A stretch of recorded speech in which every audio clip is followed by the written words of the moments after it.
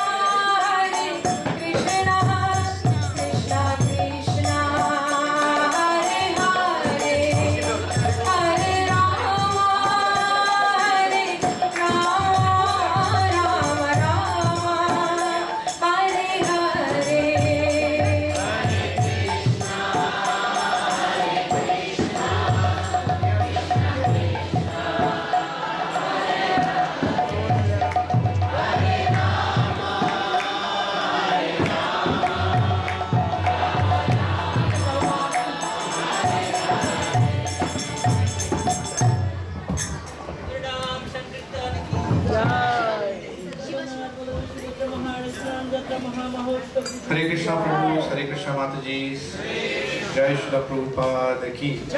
So welcome to this evening celebration of Jagannath Snani Yatra. Now we have partaked of Abhishek of their Lordships, and now we have come to the most important part of the program, that is to actually hear the glories of Jagannath. So my humble request now is, there's a lot of space in the front and a lot of devotees who are actually coming in from the back. So if we come forward, sit tightly. I know it's a festival, a lot of things are going around, but this is the most important part of the program, that is to very attentively hear Jagannath Katha. We have deliberately actually scheduled pastimes of Jagannath for the next few weeks, so that as we hear, we can actually celebrate Jagannath Rath Yatra more meaningfully on the 3rd of July. So our humble request is that you come forward and attentively hear the class for today. Just two requests. One is, please keep your phones on silent, and because today is a festival, we would like to remind you to keep your belongings safely, because you may misplace them in that sense. So please keep your valuables safe with you and peacefully hear the class today. Jai Shri Prabhupada Ki.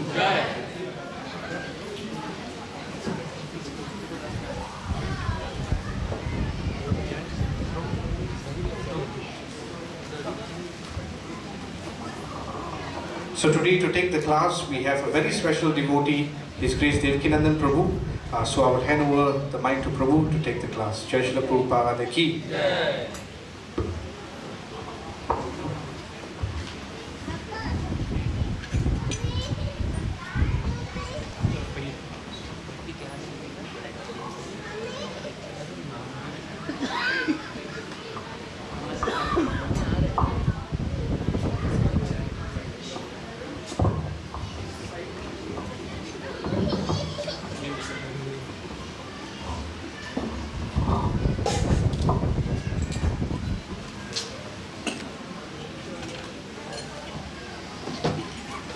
Jaya Jagannath Swami, Jaya Jagannath.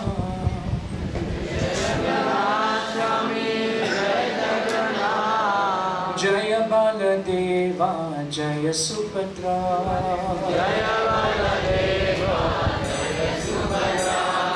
Jaya Jagannath Swami, Jaya Jagannath.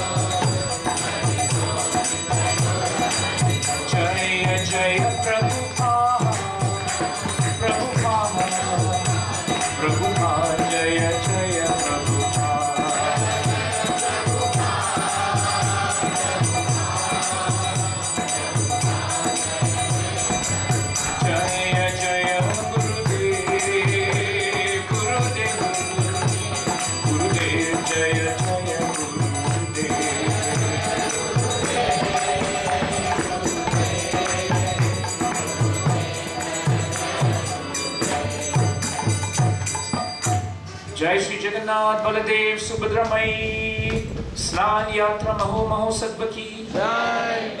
Hare Krishna to everyone. We have about 40 minutes or 45 minutes. By 8:30, we should be ready for the final Arati and also Darshan. When I say Darshan, it is Darshan, but actually the Lord will now retire. As His Holiness Bhakti Rasamrit Maharaj stated the other day when he was here, Snan Yatra has two significance. The first is, of course, it is actually the appearance day of Lord Jagannath. Sometimes we equate his appearance with Rath Yatra. But Rath Yatra is the day when he comes to give mercy to everyone in the world. But the day when the Lord appeared in this world is actually the day when this Abhishek was performed. And that day is known as the Snan Yatra. So, the reason why the Lord comes into the world are so many. But generally speaking, while on an external level the Lord comes to annihilate the miscreants and establish dharma, the deeper, more confidential reason why the Lord comes is because of the intense desire of His great devotees who call for Him to please come and please give mercy. It is on account of Advaita Acharya's yearning and intense desire and great determination, Dhrida Vrataha. It is on account of his desire that Lord Chaitanya Mahaprabhu advented into this world.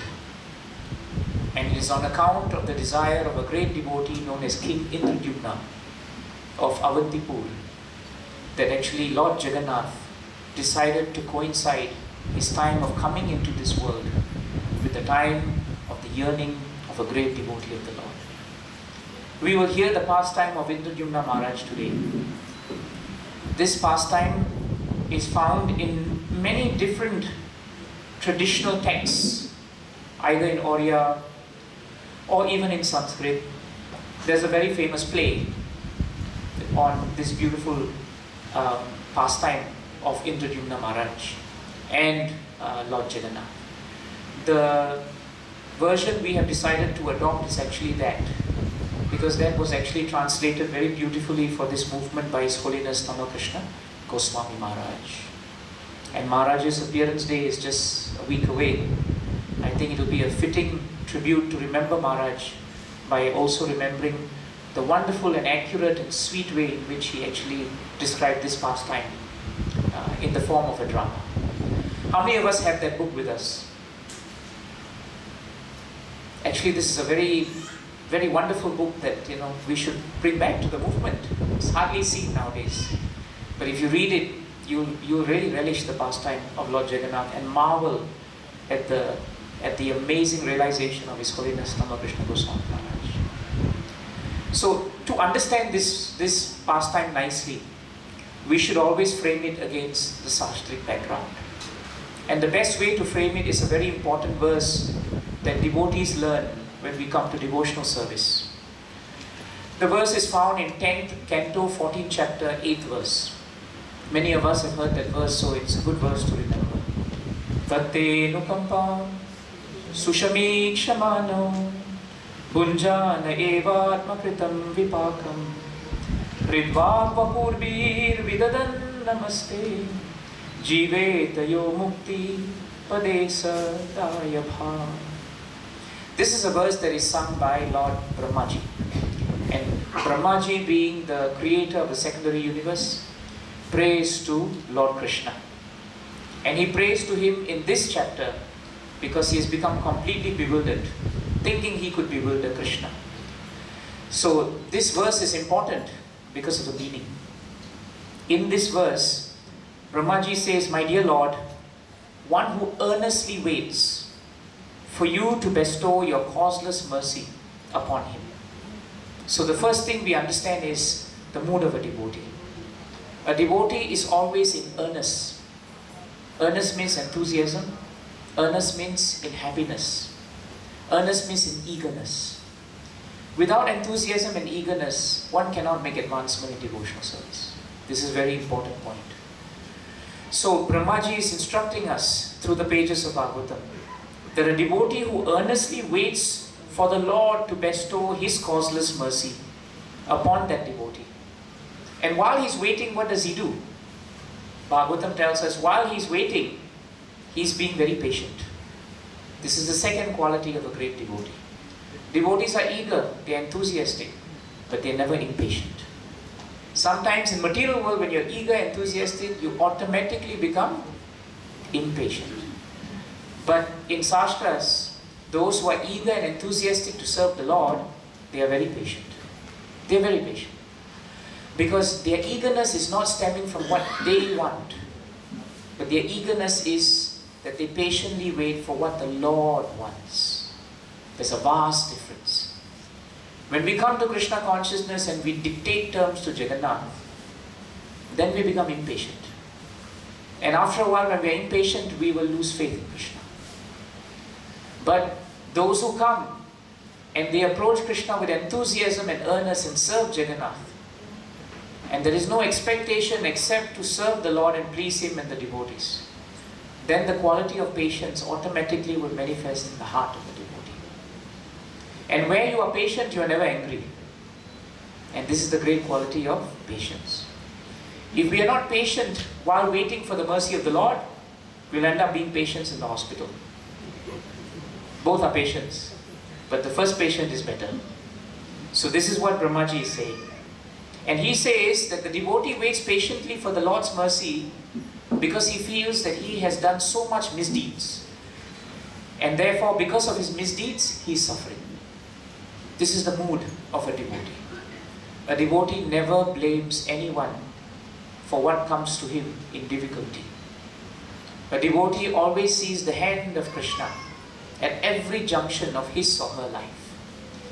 If it is difficult, then it increases the hankering and faith that the devotee has in Krishna. If it is very easy, it increases the gratitude that the devotee has at the lotus feet of the Lord. So both ways, because the devotee follows this principle of 10, 14, 8, the devotee becomes very, very peaceful. So you can see that Brahmaji is giving us very nice point. And he says at the end of it, that all the time, instead of wasting time wondering why this is happening, the devotee uses that time while he's waiting patiently for the mercy of the Lord. He enthusiastically and earnestly uses his mind, his body, his words, his deeds, Ritbhag Vapur, and most important, with his heart. What does he do? He renders devotional service. In other words, when we are in difficulty and waiting for the mercy of the Lord, we should increase the fabric of our devotional service. Very often when we are tested, the tendency is for us to drop the devotional service. We cannot chant the rounds. We feel we can, but when fever comes, that's it. We can't touch the rounds. When we are sick, we cannot. When we are upset with someone, we can't. But the difference between a great devotee and a struggling devotee is when the things get very difficult, the devotee becomes more patient. He dives into the ocean of service for the Lord. He never gives up. Dhridavrataha. And despite all the calamities of the material world, the devotee stays focused. And he never finds fault with anyone. Why? Because he has no time to find fault. Why? Because his time is fully used up in the execution of devotional service. Now that you have heard this 10, 14, 8, let me just end with one line of Sridhar Swami's commentary. Sridhar Swami is one of the great commentators in our Sampradaya of Srimad Bhagavatam. And his purport is actually quoted very nicely here. What the verse actually means is very simple. Jiva Goswami gives one explanation and Sridhar Swami gives one explanation. Sridhar Swami's explanation is, because this verse ends, Brahmaji says, if such a person with full heart, words and deed patiently waits for the mercy of the Lord while executing devotional service and always thinking that he is suffering because of his own past misdeeds, then that person certainly becomes eligible to enter the kingdom of God. In other words, that person can go back to Godhead. This is the most important point. All he has to do is that. Why? Because Brahmaji says it is the person's right. He has gained right. he becomes the true heir, the true successor to the kingdom of God. So Sridhar Swami says, very simple explanation is this. If the father is very rich and son is very poor, so how will the son become rich? There's only one way. He just has to stay alive until father dies. Think about it. He stays long enough alive to inherit the father's property at the time the father wants to give, either before the father leaves or maybe even while he's alive. So this is a very nice point Sridhar Swami brings up. All we have to do in Krishna consciousness is to be alive. Alive in Krishna consciousness. This is important. So always remember that as long as we are alive to the principles of Krishna consciousness, then the kingdom of God is always available for us. And being alive to Krishna consciousness means following what Indradyumna Maharaj would do. Jiva Goswami's example is very nice. When a man is drowning in the ocean, what is the use of a boat? Prahlad Maharaj says. So while he's drowning, or he's about to drown, he finds that he doesn't know how to swim. But all he has to do, Jiva Goswami says, is just keep his head above the water long enough for rescue to arrive. That is the minimum of the minimum that our acharyas are asking of us. That we stay alive in Krishna consciousness and our heads are just up so that we are alive in our Krishna consciousness. If we can maintain this from today till the day each one of us is going to die, and that only Jagannath will know, then we will inherit this kingdom of God. And in between, don't waste time. Do nice devotional service. Come for many festivals. Do nice decorations. Sing for the Lord. Don't fight with each other. And use that time and energy for Krishna. That's it. That is what it means to be alive to Krishna consciousness. Indradyumna Maharaj was a great king of Avantipur. And he developed a deep desire in his heart to actually see the Lord and take his darshan. In that time, there was no form of the Lord available in this world. And no one had heard of the fact that someone can take direct darshan of the Lord. In Satya Yuga, it is stated in Shastras that there was no form of deities. In Satya Yuga, the Lord was firmly entrenched in the heart. Therefore, there was no need of deities. So, Indradyumna Maharaj's desire to see the Lord and bring him into this world was unprecedented. Because of his deep desire, he was a bit downcast. And in separation, he always tried to remember, when will the day come when I can see the Lord? When can I take darshan of the Lord? So he began to become distracted. And many of his generals and his wife, and finally his most trusted Brahmana priest, Vidyapati, came to realize that he was really distracted. So Vidyapati asks Indradyumna Maharaj one evening when they are taking a walk, Maharaj, what is ailing you? Indradyumna Maharaj says in his heart, what is in his heart? He says that actually, I want to see the beautiful form of the Lord manifest in this world.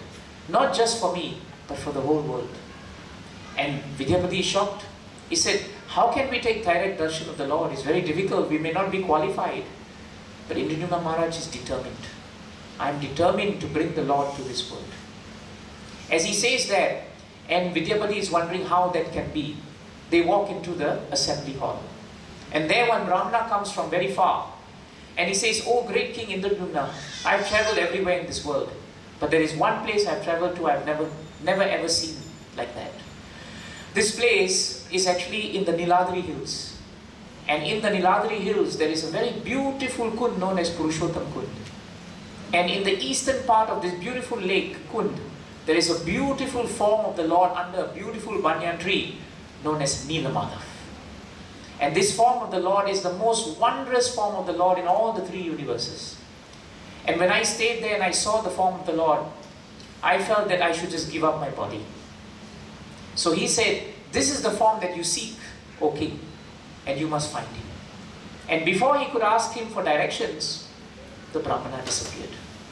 So now Vidyapati is very excited because Indradyumna Maharaj has just spoken of his desire And now Krishna is reciprocating by his hearing of this form. He sends brahmanas in all the 4 directions to find Nila Madhav. All of them return in a year, except Vidyapati. Vidyapati goes deeper and deeper and deeper into forests and mountains, and his Dhrida Vrataha is equally glorious as Indradyumna Maharaj. And one day he comes to a mountain area and he sees a tribal village. He's very thirsty and tired, and a young lady gives him water. She invites him to the house, and sooner or later he realizes that this is the house of the chief of the village. And these people are actually not Brahmanas, but they are actually not in the Varnashrama dharma system. They are out of it, so to speak. They are from the tribes, and they are known as the Shabras. And Vishwavasu is actually the king of them. He comes back and introduces his daughter who helped Vidyapati as Lalita. And he's very happy and impressed with Vidyapati. Vidyapati is invited to stay as a guest, and he stays for a while. And lo and behold, Vishwavasu realizes that Vidyapati and Lalita have developed an attachment to each other. And Vidyapati agrees to marry Lalita. And his stay in the village extends. But Vidyapati never forgets in his heart what is the true purpose of him coming. And he's wondering in his heart, Lord, how will you reveal to me your form in this world? But he notices something very interesting one day. Every morning he sees the routine of Vishwavasu. He leaves in the morning, not smelling very nice, because he's a tribal man. He comes in the evening, smelling of camphor, sandalwood and incense. No perfume in those days, but these were all very aromatic. So Vidyapati was thinking, this tribal chief goes, doesn't smell very nice, comes back and the whole room smells beautiful. Where is he going? Something in his heart, and this is the greatness of the Lord as Chaitya Guru, is inspiring him. And he asks Lalita, where does your father go? Lalita says, that's a secret. Vidyapati says, since when there are secrets between husband and wife? And Lalita then says, yeah, actually it's true, you're my husband, I should tell you. And she says, my father goes deep into the forest, near a bunch of hills known as the Niladri hills. The heart of Vidyapati skips one beat. Then she says, near Niladri hill there's a beautiful kund known as Purushottam Kund. Second beat skipped. And then she says, there is a beautiful form of the Lord that my father secretly worships every day, and his name is Nila Madhav. Vidyapati nearly faints, but he holds himself up and he says, Lalita, I know now the purpose of my marriage to you. Lalita is very puzzled. I thought you married me because you liked me. But Vidyapati now knows, now I know why I got married. Now he says, please, you tell Vishwavasu to bring me to see Nila Madhav. She tries. Vishwavasu is very upset. He says, this is a family secret. How can you tell my son-in-law? Lalita says, I'm very hurt. You mean the son-in-law is not part of the family? Fathers have a special spot for daughters. So when he hears Lalita feeling this way, he says, all right, bring this husband of yours. I will bring you to see Nila Madhav, but you can't know the way. Blindfold. Vidyapati is now praying to the Lord. Lord, I must find the way, but father-in-law is going to blindfold me. And then in his heart he remembers that yes, this is the season to grow plants. Let me take some mustard seeds, put it inside, and as I walk, I will drop them. And if I go through it, and the rainy season comes and goes, by the time I come back, there will be mustard plants for me to follow. You know, if you read the Jagannath Priya Natakam, Devakinandon Maharaj gives, his way of saying this is so beautiful. I just don't know how to say it. The way unknown, seeds secretly grown, after 2 months, grown Nila Madhav shone. It's so nice, the way Maharaj translated it. So then Vidyapati now decides that let me go now. And together, father-in-law and son-in-law walk deep into the forest. As he walks into the forest, the aroma of the forest changes. In the beginning, it's the normal forest smell. Suddenly, he smells something very beautiful. Fragrant breeze are coming. Birds are chirping. And hummingbirds particularly are humming. He sees bees moving around, searching for honey. He begins to smell camphor and all the implements of an arati. He's now coming and now he's starting to hear beautiful cooing of the birds. And then he starts hearing Kirtan. And then when Kirtan stops, he hears the great beautiful prayers known as Purusha Sukta. If you read Bhagavatam, you'll find the Devatas sang Purusha Sukta to the advent of Krishna, to celebrate the advent of Krishna. And Purusha Sukta is a very authorized prayers that normally the Devatas will chant. So he was thinking so deep in the forest, how did these tribal people know how to sing Purusha Sukta? I am Brahmana, so I know. But he heard that the beauty of the singing was out of the world. And at that point, Vishwavasu says, now you can open your eyes. So he unfolds the blindfold, and hidden beneath the trees, Vishwavasu says, lo and behold, witness the beautiful form of Nilamadav. And a feast for the eyes was actually there for Vidyapati. The Shastras tell us when Vidyapati saw the form of the Lord, he just felt that this is the reason why Indradyumna Maharaj has developed the desire in his heart. But the Lord, the king, has no idea of the greatness of this great personality, Nilamadav. And then he's shocked because he sees Brahma, he sees Indra, he sees the Devatas performing Arati. They are the ones singing. They are the ones doing Purusha Sukta. They circumambulate, they bow, and they leave. Vishwavasu says, it's our turn. So they go. Now Vishwavasu comes and bows very, very humbly before the Lord. And Vidyapati is struck because he says, this Sabra chief is very proud as a chieftain, but look at the way he falls before the feet of the Lord. And Vishwavasu now speaks to Nilamadav.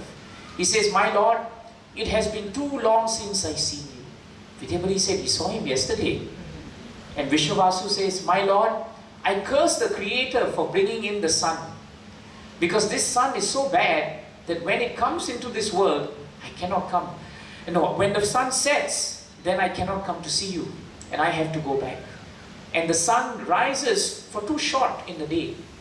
And it is very bad that you have planned creation in such a way that there must be a night. This is the same mood the gopis had, isn't it? When they curse Brahmaji, the Creator, to say that why my eyes cannot see? Why is it that my eyes, the eyelids should blink? We don't feel these things. Our eyelids blink 100 times and, oh, okay, fine, Jagannath is still there. Blink a few more times, oh, Jagannath has disappeared. We don't feel that. But this is the greatness. Keep the verse in mind. Keep the verse in mind. And then, Vidyapati then decides that this is the reason why I've come. He's so happy. Vishwavasu then introduces the Lord. Lord, I have today a guest. My son-in-law, Vidyapati. He has come to take darshan of you. Vidyapati, stay with the Lord for a while. Let me gather the camphor, the offerings, the fruits, the flowers, and I will come. Vidyapati is now alone with the Lord. And he doesn't know what to do. He keeps offering prayers to the Lord. And in his heart he says, now I must quickly go back and see Indradyumna Maharaj. That's all he's thinking. But then he turns around and he sees a crow, seated on a branch which extends into the lake of Rohinikund. At that point, the crow just loses its life and drops from the branch into the water. And the moment it touches the water, the crow comes out in a beautiful transcendental four-handed form. And it goes straight up to Vaikuntha. Now Vidyapati has a change of heart. Why should I go and see Indradyumna Maharaj? I should just jump into Rohinikund now and I will go straight to Vaikuntha Loka. And he's prepared. He's ready now to jump. And at that point he hears the voice of Nilamadav.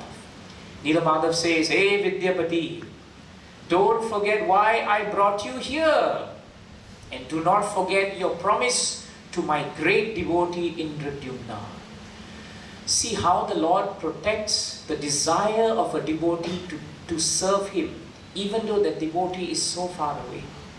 This is the function of the Lord, to protect the desire of a devotee. When our desires are not protected, we go deep into the material world. But when we take up Krishna consciousness, we don't realize that all our ichchas are actually protected by the Lord as a shield. And this is how he protected the Indradyumna Maharaj's desire. Far away. If Vidyapati had just left his body, Indradyumna Maharaj would never know about Nilamadav. No one would be for the worse. But Jagannath was protecting his devotee, even though he was far away in Avantipur. And he protected him by reminding another devotee, Vidyapati, that you have a greater cause. A greater cause. Vishwavasu comes back. He prays and offers everything. And suddenly, to his surprise, today, Neela Madhav speaks. Neela Madhav tells Vishwavasu, Vishwavasu, my dear, dear friend, I've been very happy, very, very happy with your personal worship all these years. But now, it is my desire that I should be opulently worshipped. And King Indradyumna Maharaj is the person to do that. I want to be known throughout the world. And I want the world to know the glories of the Lord of the universe. At that point of time, Vishwavasu became very sad. And then he became very angry. Because what Lord was effectively saying was that now you no longer can be the monopolizer of my worship. That now the whole world, I should become the property of the whole world. Vishwavasu turns to Vidyapati, you are the one. I just left you 10 minutes alone with him. What did you tell him? You must have instigated him. Otherwise, think about it. I went there, I came back, every day he doesn't tell me this. Today I come back, you are here. You are the only equation that has not been stable. It must be you. Vidyapati said, I didn't say anything. He's the one who wants it. Why blame me? Vishwavasu gets upset, ties up Vidyapati. He's a Brahmana, not very strong. Ties him up, brings him back to the village and imprisons him.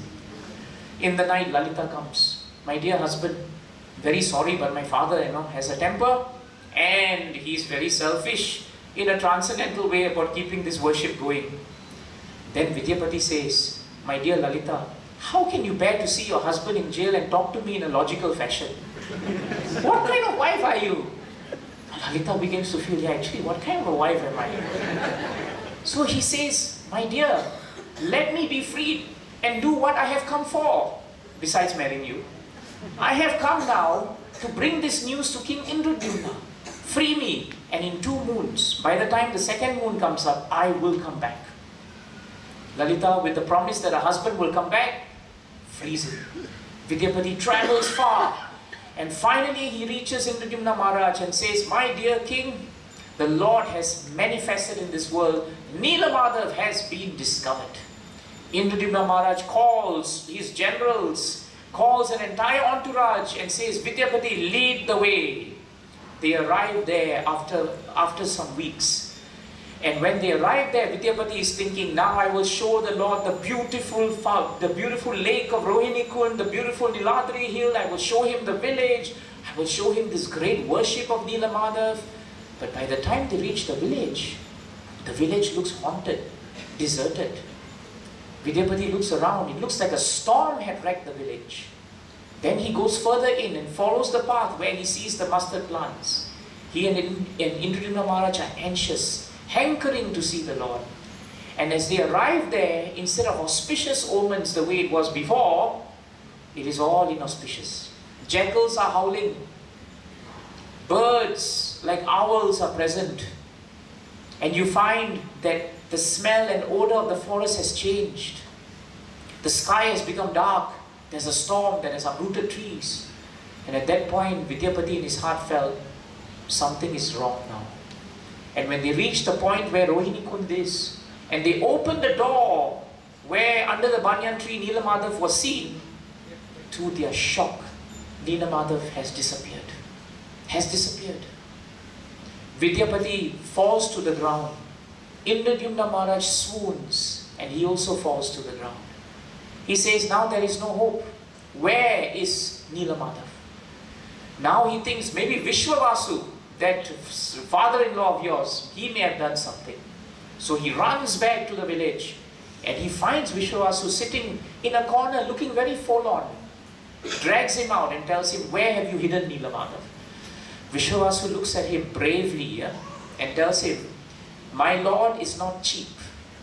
And do not think that as a king, because you're opulent, you can come here and buy him with your money.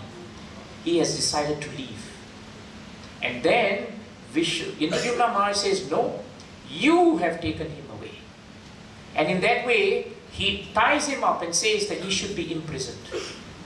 And just as Vishwavasu is being taken away, who must come but that great devotee of all devotees, Narada Muni.